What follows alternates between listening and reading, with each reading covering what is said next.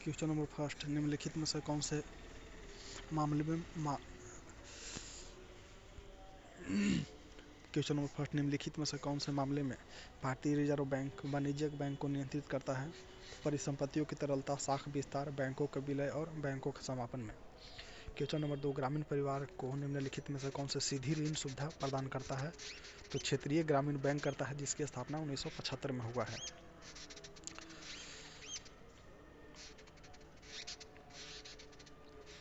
कृषि और ग्रामीण विकास के लिए राष्ट्रीय बैंक है नाबार्ड।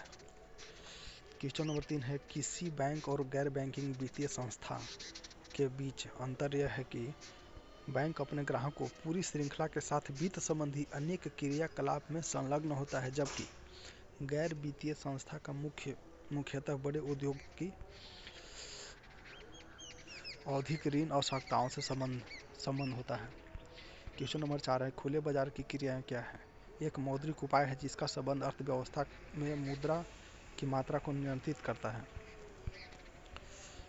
क्वेश्चन नंबर 5, खुले बाजार की क्रियाएं शाख नियंत्रण में अप्रभावी होगी यदि व्यापारिक बैंक अपने कोष के आधार पर शाख का विस्तार एवं संकुचन करता है और व्यापारिक बैंक अपने नकद कोष के परिवर्तन के साथ शाख के विस्तार अथवा संकुचन नहीं करता है। ये दोनों से खुले बाजार की क्रियाएं शाख नियंत्रण प्रभावित होती है। क्वेश्चन नंबर 6 है कि कौन सा कथन सत्य है? इसमें कथन एक सत्य है कि केंद्रीय बैंक बैंक दर और वाणिज्यिक बैंक बाजार दर निर्धारित करता है। क्वेश्चन नंबर 7 है कि खुले बाजार की क्रियाओं से अभिप्राय क्या है? प्रतिभूति का खुले बाजार में क्रय विक्रय। क्वेश्चन नंबर 8 है, जब केंद्रीय बैंक खुले बाजार के प्रतिभूति बेचता है तो उससे संभव है कि अर्थव्यवस्था में तरलता कम हो और ब्याज दर भी बढ़े। क्वेश्चन नंबर 9 है कि कौन से सिद्धांत केंद्रीय बैंक के निर्देशक सिद्धांत में सम्मिलित नहीं है? तो जनता से प्रत्यक्ष बैंकिंग क्रियाएं। क्वेश्चन नंबर 10 है, शाख नियंत्रण के उद्देश्य से सम्मिलित है? तो विनिमय दरों में स्थिरता, कीमत स्थिर में स्थिरता, आय एवं रोजगार के उच्च स्तर में स्थिरता। गुणात्मक शाख नियंत्रण अधिक प्रभावी होगी अस्फीति की दशाओं को रोकने में।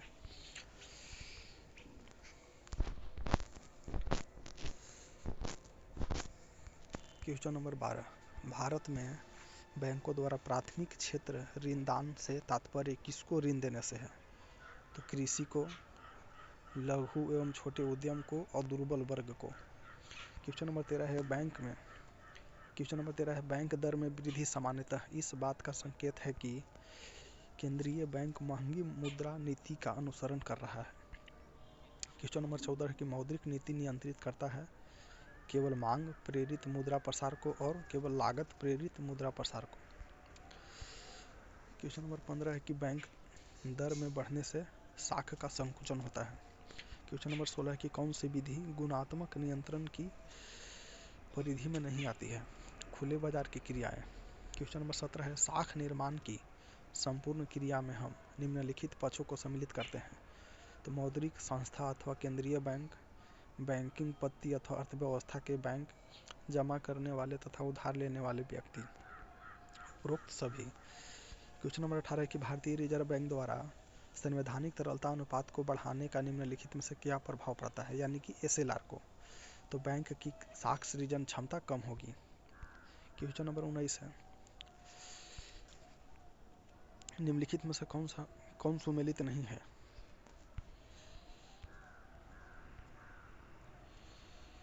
इसमें केवल एक सुमेलित है, वो देखते हैं। दामोदरम समिति बैंक ग्राहक सेवा सुधार से संबंधित है। अगला क्वेश्चन है, भारतीय रिजर्व बैंक द्वारा नगद आरक्षण अनुपात यानी कि CRR को बढ़ने पर निम्नलिखित में से क्या प्रभाव पड़ता है? तो मुद्रा आपूर्ति घट जाती है। क्वेश्चन नंबर 21 है कि निम्नलिखित तरल परिसंपत्तियों पर विचार करना है। करेंसी के बाद बैंक के पास मांग जमा, इसके बाद बैंक के पास बचत जमा, इसके बाद बैंक के पास सार्वधिक जमा। क्वेश्चन नंबर 22, निम्नलिखित में से कौन सा कथन नचिकेत मोर समिति के सिफारिश में शामिल नहीं है? अब देखते हैं कि नचिकेत मोर समिति के सिफारिश में क्या क्या शामिल है। तो उपभोक्ता मूल्य को आधारित महंगाई दर से जमा पर ब्याज, ये भी शामिल है। एनबीएफसी को बैंक के एजेंट के रूप में काम करने की अनुमति हो, ये भी सही है। क्वेश्चन नंबर 23 है कि वैधानिक तरलता अनुपात यानी कि एसएलआर में वृद्धि होती है। बैंक के पास कम नकदी के बाद सरकार को अधिक सघनता की प्राप्ति और बैंक की लाभदायकता में कमी, उपरोक्त सभी एसएलआर में वृद्धि से होता है। क्वेश्चन नंबर 24 है कि शाखा रहित क्षेत्र में व्यावसायिक संवाददाताओं यानी बैंक साथी की सेवाओं द्वारा लाभार्थी को कौन सी सुविधा प्राप्त होता है?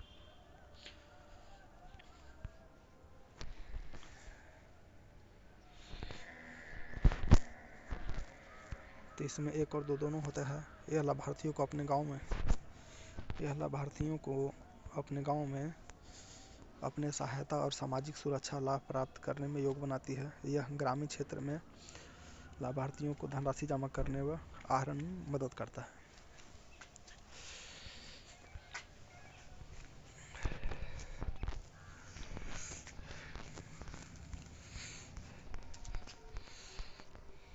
क्वेश्चन नंबर 25 है रेपो दर वह दर है जिस पर भारतीय रिजर्व बैंक अन्य बैंकों को ऋण देता है, केवल 1 दिन के लिए अल्पकालिक ऋण। क्वेश्चन नंबर 26 है केंद्रीय बैंक शाख निर्माण किस प्रकार करता है? तो कागजी मुद्रा का निर्माण करके। क्वेश्चन नंबर 27 है शाख निर्माण का आधार क्या है? व्यापारिक बैंक में जनता की प्राथमिक जमाएं। क्वेश्चन नंबर 28 है शाख नियंत्रण की कौन सी नीति अर्थव्यवस्था में शाख की मांग को अधिक प्रभावित करता है? तो बैंक दर नीति। क्वेश्चन नंबर 29 है अनुसूचित बैंक से अभिप्राय उन बैंक से है जिसका नाम रिजर्व बैंक की दूसरी अनुसूची में सम्मिलित किया गया है। क्वेश्चन नंबर 30 निम्नलिखित में से वह बैंक कौन सा है जिसका नाम एक नदी के नाम पर रखा गया है? तो वर्धा ग्रामीण बैंक। क्वेश्चन नंबर 31 है कि भारतीय अर्थव्यवस्था के संदर्भ में निम्नलिखित में से संविधान के आरक्षित आवश्यकताओं का उद्देश्य क्या है?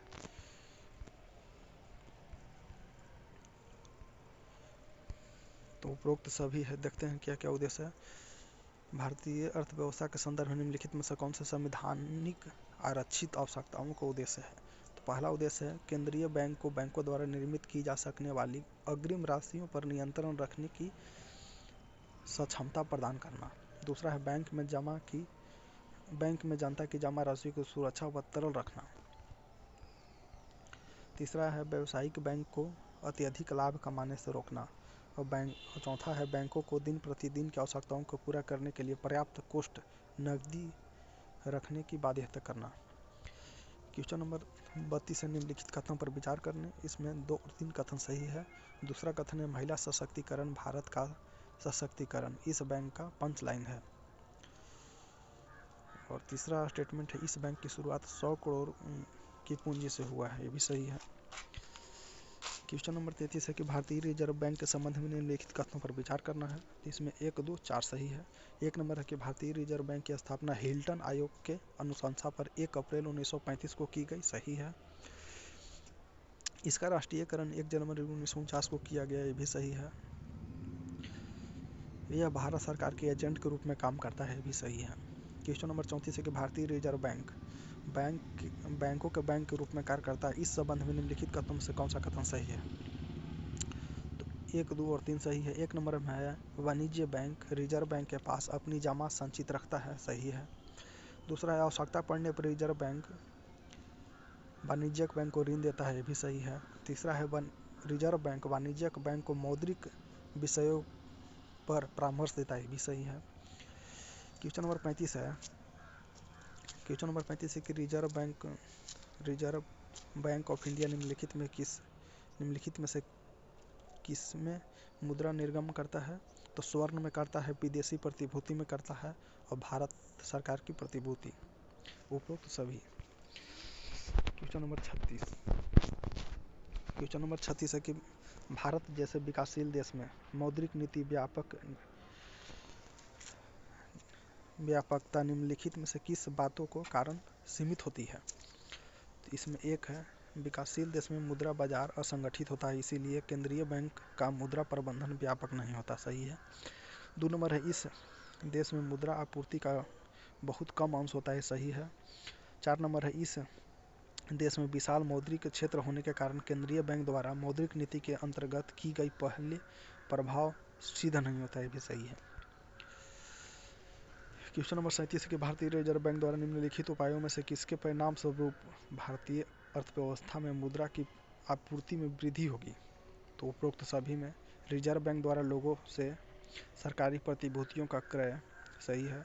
रिजर्व बैंक द्वारा बैंक दर में कमी, सही है। रिजर्व बैंक द्वारा प्रचलन के लिए और अधिक मुद्रा की छपाई, सही है। रिजर्व बैंक द्वारा CRR में कमी, ये सभी भारतीय रिजर्व बैंक द्वारा उपाय में से जिसके परिणाम स्वरूप भारतीय अर्थव्यवस्था में मुद्रा की आपूर्ति की वृद्धि होता है। क्वेश्चन नंबर 38 है कि संवैधानिक तरलता अनुपात यानी कि SLR के संबंध में निम्नलिखित में कौन सा सही है? तो SLR में 1 और 4 दोनों सही, 1 और 4 सही है। SLR के अंतर्गत वाणिज्यिक बैंक को RBI द्वारा निर्धारित अनुपात के बराबर अपने जमा का अपने पास नकदी रखना होता है, सही है।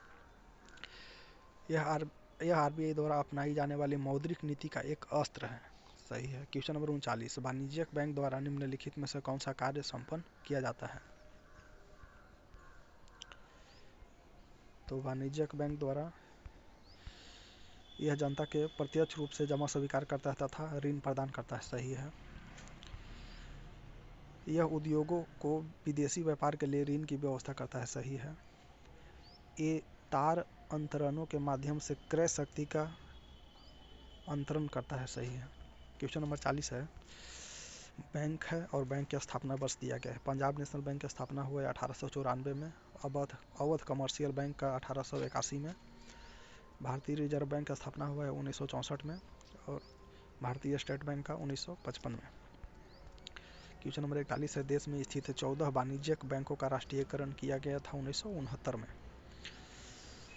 भारतीय रिजर्व बैंक का स्थापना हुआ है 1935 में, भारतीय आयात निर्यात बैंक का स्थापना 1982 में, स्टेट बैंक का स्थापना 1955 में और राष्ट्रीय आवास बैंक का स्थापना 1988 में। क्वेश्चन नंबर 43 है, वाणिज्यिक बैंक के दायित्व है।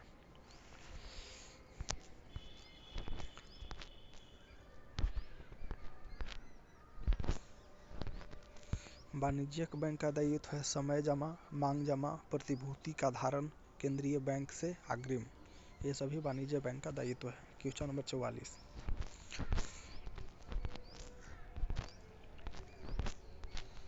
क्वेश्चन नंबर 44 है, वाणिज्यिक बैंक की आधार सृजन क्षमता निर्धारित होता है जनता द्वारा बैंकिंग प्रणाली से नकदी आहरण से और वाणिज्यिक बैंक द्वारा अनुरक्षित नकदी आरक्षित अनुपात से। क्वेश्चन नंबर 45 है कि निम्नलिखित को स्थापना के कालक्रम में सही प्रकार से सजाना है। इसका आंसर नहीं दिया गया है। क्वेश्चन नंबर 46 नगद जमा अनुपात यानी कि CRR में कटौती के परिणाम स्वरूप क्या प्रभाव होगा? तो वाणिज्यिक बैंक के ऋण प्रदान करने की क्षमता में वृद्धि होगी, बैंकों को अधिक लाभ होगा। क्वेश्चन नंबर 47 है कि निम्नलिखित में से कौन सा बैंक भारत का केंद्रीय बैंक है? तो reserve bank of India. Question number 48 है, समाचार में प्रायः आने वाला बेसल 3 समझौता या सरल शब्दों में बेसल 3 संबंधित किससे है? तो बेसल 3 संबंधित है बैंकिंग क्षेत्र के वित्तीय और आर्थिक दबावों का सामना करने की सामर्थ्यता को उन्नत करने तथा जोखिम प्रबंधन को उन्नत करने के प्रयास करता है।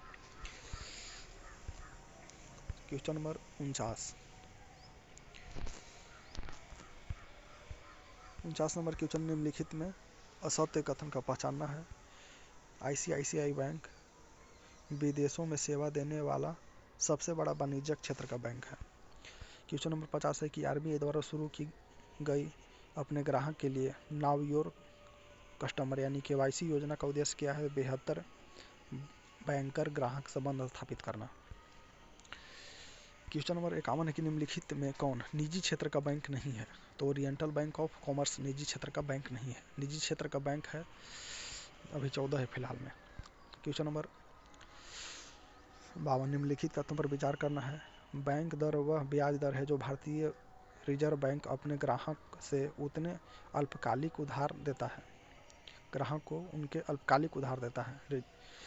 सही है। रेपो दर वह दर है जो भारतीय रिजर्व बैंक अपने ग्राहक से उनके दीर्घकालिक उधार पर लेता है। क्वेश्चन नंबर 53 है, सिडबी की स्थापना की गई थी। सिडबी लघु स्तरीय उद्योग को वित्त प्रदान करने के लिए। क्वेश्चन नंबर 54 है कि निम्नलिखित में से कौन सा क्षेत्रीय ग्रामीण बैंक का कार्य नहीं है। तो देखते हैं कि क्षेत्रीय ग्रामीण बैंक का कार्य क्या क्या है।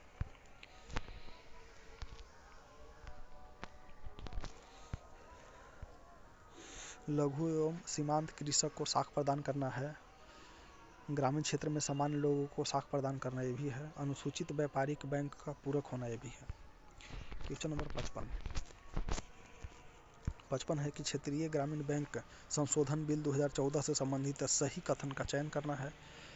एक और दो दोनों कथन सही है। पहला है कि इस अधिनियम में क्षेत्रीय ग्रामीण बैंक की अधिकृत पूंजी की राशि 2000 करोड़ तक बढ़ाने की प्रावधान है।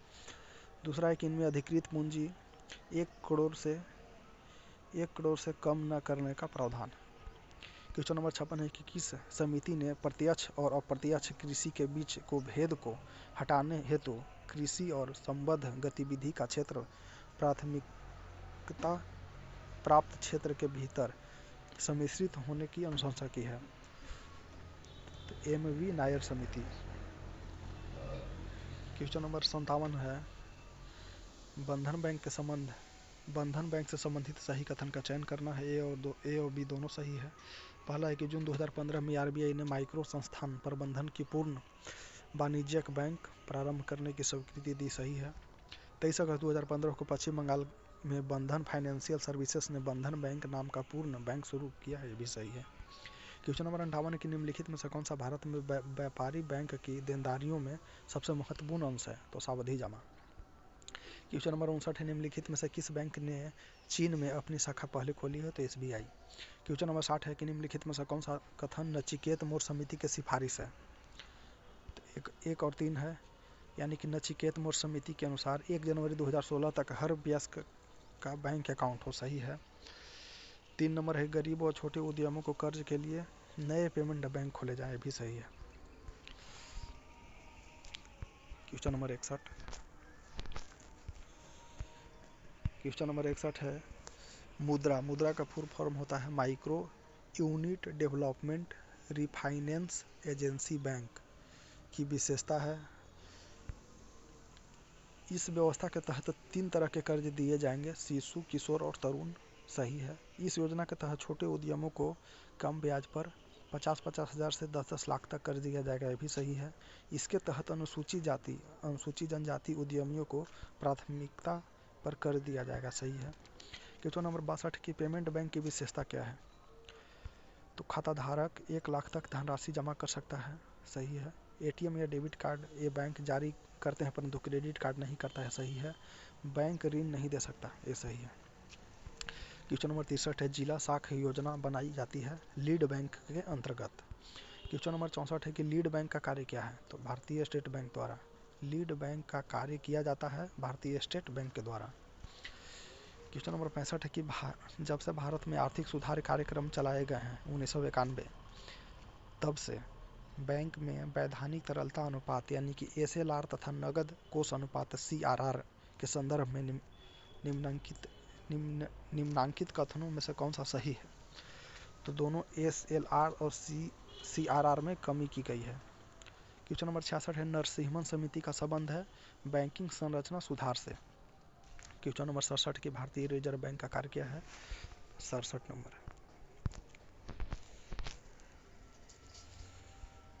सभी नोटों व सिक्कों का वितरित करना, मौद्रिक नीति का निर्धारण करना और भारत सरकार के अंतर्राष्ट्रीय मुद्रा कोष की सदस्यता के अंतर्गत सरकारी एजेंट की भूमिका निभाना सही है। क्वेश्चन नंबर 68 है कि निम्नलिखित समितियों में से किसने बैंकिंग क्षेत्र में सुधार के बारे में विचार पर सुझाव दिया है। तो नरसिम्हन समिति। क्वेश्चन नंबर 69 है कि भारतीय रिजर्व बैंक के संबंध में निम्नलिखित कथनों में से कौन सही है, उसको विचार करना है। 1, 2, 3, 4 सब सही है। तो भारतीय रिजर्व बैंक के बारे में क्या क्या सही देखते हैं। तो वह केंद्र सरकार का बैंकर है। सही है। वह मौद्रिक नीति बनाता है और लागू करता है। सही है। वह अंतर्राष्ट्रीय मुद्रा कोष के सिलसिले में सरकार के एजेंट के रूप में कार्य करता है, सही है। वह भारत सरकार के ऋणदाता कार्यक्रम को संचालित करता है, सही है। क्वेश्चन नंबर 70, निम्नलिखित में से कौन सी परिभाषिक शब्दावली उस क्रिया विधि को इंगित करता है जिसके माध्यम से वाणिज्यिक बैंक सरकार को उधार देता है? तो सर्वाधिक तरलता अनुपात, state liquidity ratio. Question number 71 कि भारतीय रिजर्व बैंक से संबंधित निम्नलिखित कथनों का अध्ययन कीजिए तथा नीचे दिए गए कोड का सही चयन करना है। इसमें 1, 2, तीनों सही है। इसमें यह शीर्ष बैंक है, यह मुद्रा आपूर्ति को नियंत्रित करता है, यह व्यापारिक घराने को ऋण प्रदान करता है, यह नाबार्ड के कार्यों को पर्यवेक्षण करता है। क्वेश्चन नंबर 72 कि भारत में नगद कोष अनुपात में वृद्धि के लिए निम्नलिखित में से कौन सा कथन सत्य है?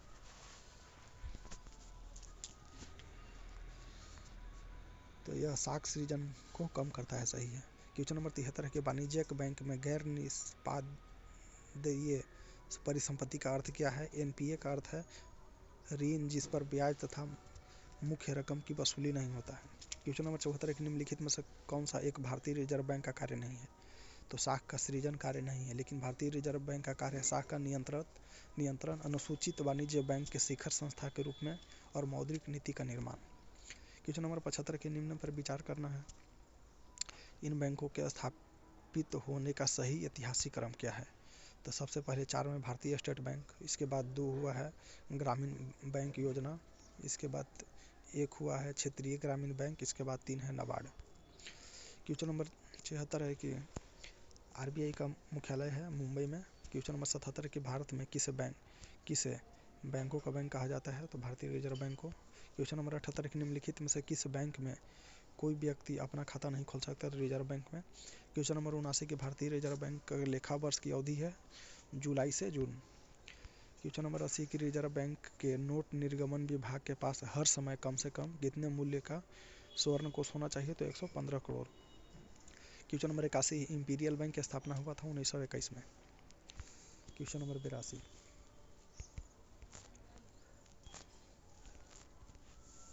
82 कि 10 रुपए के नोट पर किसके हस्ताक्षर होते हैं? तो गवर्नर भारतीय रिजर्व बैंक के। क्वेश्चन नंबर 83 कि मध्य प्रदेश में करेंसी प्रिंटिंग प्रेस कहाँ है? देवास में। क्वेश्चन नंबर 84 कि भारत में 20 रुपये एवं इससे उच्च मूल्य वर्ग के नोट की छपाई किस प्रेस में होता है? तो currency note press, Dewas. Question number 85 कि सार्वजनिक क्षेत्र में वाणिज्यिक बैंक की सर्वाधिक शाखाएं किस राज्य में है? तो उत्तर प्रदेश में। क्वेश्चन नंबर 86 कि भारतीय स्टेट बैंक का मुख्यालय है मुंबई में। क्वेश्चन नंबर 87 कि भारतीय स्टेट बैंक द्वारा देश में पहला तैरता हुआ एटीएम खोला गया था कोचीन में। क्वेश्चन नंबर 88 है क्षेत्रीय ग्रामीण बैंक को उसके प्रवर्तक बैंक में विलय करने की संस्तुति किसने की थी? खुसरो समिति ने। क्वेश्चन नंबर 89 कि फेडरल रिजर्व बैंक किस देश का केंद्रीय बैंक है? संयुक्त राज्य अमेरिका के। क्वेश्चन नंबर 90 है निम्नलिखित में से कौन सा युग्म सुमेलित नहीं है? देखते हैं क्या सुमेलित है इसमें। एक्जिम आयात निर्यात बैंक है, आरबीआई बैंकों का बैंक, आईडीबीआई औद्योगिक वित्त। क्वेश्चन नंबर 91 निजी क्षेत्र के बैंक में अधिकतम कितने प्रतिशत विदेशी निवेश की अनुमति भारत सरकार ने प्रदान किया है? तो 49%। क्वेश्चन नंबर 92 आईबीए से क्या तात्पर्य है? आईबीए का मतलब होता है Indian banks association. Question number 93 कि भारत में नए निजी बैंक की स्थापना के लिए कितने न्यूनतम चुकता पूंजी की आवश्यकता है? तो 500 करोड़। क्वेश्चन नंबर 94 है कि सरकार अर्थोपाय ऋण लेती है आरबीआई से। क्वेश्चन नंबर 95 कि निम्नलिखित में से किसको वास्तविक मजदूरी का प्रमुख निर्धारक माना जाता है? तो मुद्रा की क्रय शक्ति। क्वेश्चन नंबर 96 है कि निम्नलिखित भारतीय बैंकों में से कौन सा एक राष्ट्रीयकृत बैंक नहीं है? तो फेडरल बैंक। क्वेश्चन नंबर 97 है कि निम्नलिखित युग्मों पर विचार करना है, केवल इसमें 2 सही है। बार्कलेज बैंक यूके का है। क्वेश्चन नंबर 98 1 रुपए के नोट पर किसके हस्ताक्षर होते हैं? तो वित्त मंत्रालय के सचिव के। क्वेश्चन नंबर 99 है कि मुद्रा प्रसार के बारे में जो सत्य है उसका चिन्हित करना है। देखते हैं कि मुद्रा प्रसार के बारे में सत्य क्या है। तो मुद्रा प्रसार इंगित करता है परंतु समूह की कीमत में वृद्धि बिंदु से बिंदु आधार पर, सही है। भारत में मुद्रा प्रसार की दर की गणना थोक कीमत सूचकांक के आधार पर की जाती है, सही है। सी नंबर सही है कि मुद्रा प्रसार की माप के लिए कुछ वस्तुओं की खुदरा कीमत को भी ध्यान में रखा जाता है, ये भी सही है। क्वेश्चन नंबर 100 नंबर क्वेश्चन की निम्नलिखित में से कौन माल के आयात हेतु विदेशी विनिमय को स्वीकृति देता है? तो भारतीय रिजर्व बैंक। क्वेश्चन नंबर 101 है कि 1969 में निम्नलिखित में से किस बैंक का राष्ट्रीयकरण नहीं हुआ था? तो भारतीय स्टेट बैंक का नहीं हुआ था, लेकिन पंजाब नेशनल बैंक उसमें 1969 में 14 बैंक का राष्ट्रीयकरण हुआ था, जिसमें स्टेट बैंक का नहीं हुआ था, स्टेट बैंक का नहीं हुआ था। ठीक है, अगला है क्वेश्चन 102, निम्नलिखित में से किसे बतौर वाणिज्य बैंक वर्गीकृत नहीं किया जाता है? तो शहरी सहकारी बैंक को वाणिज्य बैंक के तौर पर नहीं गिना जाता है। वाणिज्यिक बैंक के अंतर्गत सरकारी क्षेत्र का बैंक आता है, क्षेत्रीय ग्रामीण बैंक आता है और प्राइवेट क्षेत्र का बैंक आता है, लेकिन शहरी सहकारी बैंक नहीं आता है। क्वेश्चन नंबर 103 है कि निम्नलिखित में से क्या बैंक का मुख्य कार्य नहीं है? तो माल का आयात या फैसिलिटेट करना ये नहीं है, लेकिन बैंक का मुख्य कार्य है ऋण देना, ग्राहक को चेक या ड्राफ्ट का वसूली, बैंक ड्राफ्ट जारी करना, ये सब बैंक का काम है। क्वेश्चन नंबर 104 है कि भारत में सभी राष्ट्रीयकृत वाणिज्यिक बैंक में बचत खाते पर दी जाने वाली ब्याज दर किसके द्वारा निर्धारित की जाती है? तो इनमें से कोई नहीं। क्वेश्चन नंबर 105 है कि भारत में वाणिज्यिक बैंक के कार्य में शामिल क्या है? 1 और 2 दोनों शामिल है। ग्राहक की ओर से शेयर और प्रतिभूतियों की खरीद और बिक्री शामिल है। वसीयतों के लिए निष्पादक तथा न्यासी के रूप में कार्य करना शामिल है। क्वेश्चन नंबर 106 है कि भारत में बैंकिंग लोकपाल संस्था के संदर्भ में निम्नलिखित में से कौन सा कथन सही नहीं है? तो देखते हैं कि बैंकिंग लोकपाल संस्था के बारे में क्या क्या सही है। बैंकिंग लोकपाल की नियुक्ति आरबीआई करता है, सही है। बैंकिंग लोकपाल भारत में खाता रखने वाले अनिवासी भारतीयों की शिकायतों को सुन सकता है, सही है। बैंकिंग लोकपाल द्वारा दी गई सेवाएं निःशुल्क होता है, भी सही है। क्वेश्चन नंबर 107 है कि भारत में गैर बैंकिंग वित्तीय कंपनी के संदर्भ में निम्नलिखित कथनों पर विचार करना है। इसमें केवल 2 स्टेटमेंट सही है। ये बचत खाते की तरह मांग निक्षेप स्वीकार नहीं कर सकता। क्वेश्चन नंबर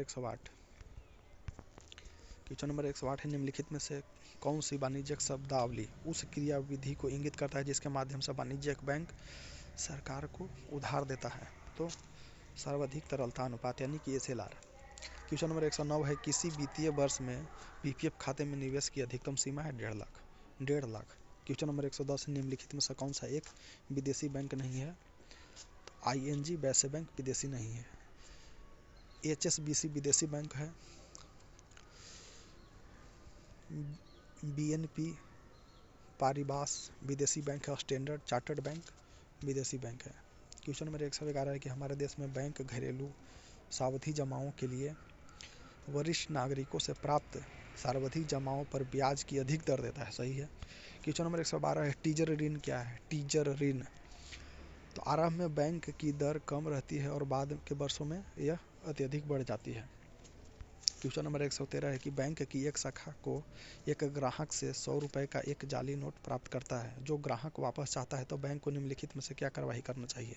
तो नोट को परिबद्ध करना और वापस नहीं लौटाना चाहिए। क्वेश्चन नंबर 114 है अशोध ऋण का अर्थ निम्नलिखित में से क्या है? किसी कंपनी को देय राशि जिसका भुगतान नहीं होने से होने वाला है। क्वेश्चन नंबर 115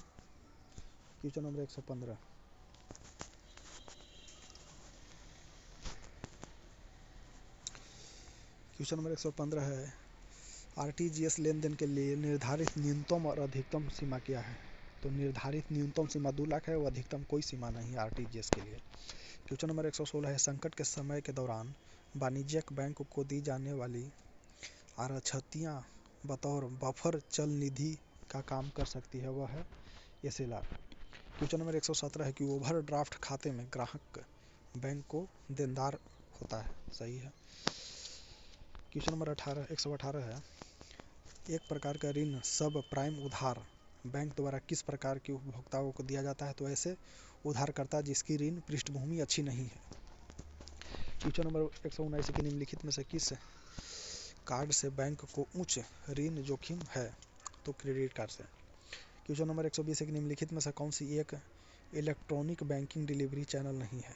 तो मोबाइल वैन। क्वेश्चन नंबर 121 निम्नलिखित में से क्या वाणिज्यिक बैंक के लिए निधियां का स्रोत नहीं है? तो आरबीआई के पास नकदी आरक्षितियाँ। क्वेश्चन नंबर 122 है कि सेंट्रल बैंक के परिणात्मक उधार नियंत्रण के उपाय में निम्नलिखित में से क्या शामिल नहीं है? तो नैतिक दबाव। क्वेश्चन नंबर 123 है कि बड़ी संख्या में एटीएम होने के बावजूद अब भी लोग बैंक की शाखाओं में जाते हैं, इस मामले का निम्नलिखित में से क्या कारण हो सकता है? यह जमा राशि को स्वीकार नहीं करता, ये सही है। इसकी नकदी वितरण क्षमता सीमित होता है, ये भी सही है। मानवीय संपर्क का अभाव है, ये भी सही है। क्वेश्चन नंबर 124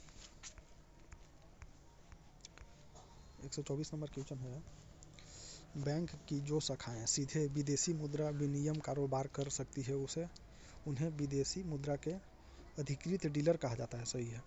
क्वेश्चन नंबर 125 है कि भारत में शुरू की गई स्वाभिमान योजना किससे संबंधित है? तो ग्रामीण बैंक से। क्वेश्चन नंबर 126 है कि 2000 के भारतीय रिजर्व बैंक नोट पर छापा मंगलयान क्या दर्शाता है? तो अंतरिक्ष में भारत का पहला उद्यम। क्वेश्चन नंबर 127 है कि भारत सरकार ने नोट बंदी की घोषणा कब की थी? तो 8 नवंबर 2016। क्वेश्चन नंबर 128 है कि आधार आधारित लेन देन के लिए आंखों की पुतली के स्कैन प्रमाणीकरण की सुविधा पेश करने वाला भारत का पहला बैंक है एक्सिस बैंक। क्वेश्चन नंबर 129 है कि हाल ही में आरबीआई द्वारा जारी 50 रुपए के मूल्य के नोट के पृष्ठ भाग में निम्नलिखित में से किसका रूपांतरित किया गया है? तो हम्पी का पत्थर से बना रथ। 130 नंबर क्वेश्चन है कि निम्नलिखित में से भारत के विमुद्रीकरण का कौन सा औपचारिक उद्देश्य नहीं था? तो देखते हैं कि विमुद्रीकरण यानी कि डिमोनेटाइजेशन का औपचारिक उद्देश्य क्या था? तो अर्थव्यवस्था में नकदी की मात्रा को कम करना, व्यवहार में अंकीय तरीके से अधिक उपयोग, कर आधार को बढ़ावा देना। क्वेश्चन नंबर 131 है कि रुपये जारी किया गया है। रुपये तो भारतीय राष्ट्रीय भुगतान निगम लिमिटेड यानी कि एनपीसीआई के द्वारा रुपये जारी किया गया है। Thank you.